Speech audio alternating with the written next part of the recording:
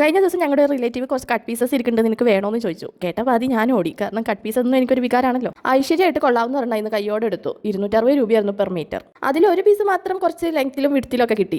ഈ ഒരു പീസ്, ബാക്കിയെല്ലാം തുണ്ട് പീസുകളാണ്. അത് എവിടെയെങ്കിലും എന്തെങ്കിലും അലങ്കാരത്തിനൊക്കെ നമുക്ക് എടുക്കാം. ആ ഒരു പീസിന്റെ ടോട്ടൽ ലെങ്ത് 30 ആയിരുന്നു. ഞാൻ അച്ചടൂനും അമ്പടൂനും പാത്തൂനും 3 ഔട്ട്ഫിറ്റ് ചെയ്യാനാണ് വിചാരിക്കുന്നത്.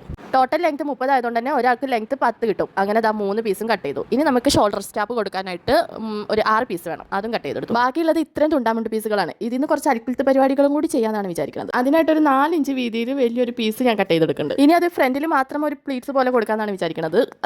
സ്റ്റാപ്പ് എല്ലാം ഒന്ന് അടിച്ച് തിരിച്ച് മറിച്ചെടുത്തു. ഇനി ഞാൻ നേരത്തെ പറഞ്ഞ ആൽക്കുലത്തെ പരിപാടി, ഇത് ഫ്രണ്ടിലെ യോക്ക് പോർഷന്റെ ഭാഗമാണ് കേട്ടോ. അവിടെ ഞാനിത് സ്ട്രെയിറ്റ് ആയിട്ട് അത് വെച്ച് കൊടുക്കുന്നുണ്ട്. ആ 4 ഇഞ്ച് വീതിയിൽ നമ്മൾ കട്ട് ചെയ്ത പീസ്. എന്നിട്ട് എലാസ്റ്റിക് ഇടുമ്പോൾ ഇതുപോലെ പ്ലീറ്റ്സ് ആയിട്ട് കിട്ടും. നേരത്തെ പ്ലേസ് ചെയ്ത പോലെ തന്നെ നമുക്ക് ഒരു വൈറ്റ് ലൈനിങ് ക്ലോത്ത് വെച്ച് തിരിച്ച് മറിച്ചടിക്കാം. അപ്പോൾ ഇതാ നമുക്ക് ഇങ്ങനെ കിട്ടും. ആ വൈറ്റ് ലൈനിങ് പീസ് വെച്ച് മറിച്ചടിച്ചിട്ടില്ല, അവിടെ ചെറിയ ഹോൾ ഉണ്ടാവുമല്ലോ ഇതുപോലത്തെ, ആ ഹോളിൽ കൂടി വേണം നമുക്ക് എലാസ്റ്റിക് ഇടാൻ. എലാസ്റ്റിക് ഇടുമ്പോൾ നമുക്ക് എത്രയാണോ ചെസ്റ്റ് സൈസ് വേണ്ടത് അതിൽ നിന്ന് 1-2 ഇഞ്ച് കുറക്കുക. പാത്തും എല്ലാ പീസ് ഇട്ടിട്ടുള്ള ഫൈനൽ റിസൾട്ട് ഇതാ ഇങ്ങനെയാണ് കേട്ടോ. എനിക്ക് ഭയങ്കര ഇഷ്ടമായിരുന്നു. ജീൻസിന്റെ കൂടെ പെയർ ചെയ്യാൻ പാത്തുൻ്റെ ആ ജീൻസിനാണെങ്കിൽ കറക്റ്റ് മാച്ച് ആയിരുന്നു. അപ്പോൾ നമ്മൾ കളയാൻ വെച്ചിട്ടുള്ള ആ ഒരു കട്ട് പീസിൽ നിന്ന് 3 ഔട്ട്ഫിറ്റാണ് ചെയ്തെടുത്തിട്ടുള്ളത്. ഇഷ്ടപ്പെട്ട ലൈക്കും കമൻറ്റും ചെയ്യണേ.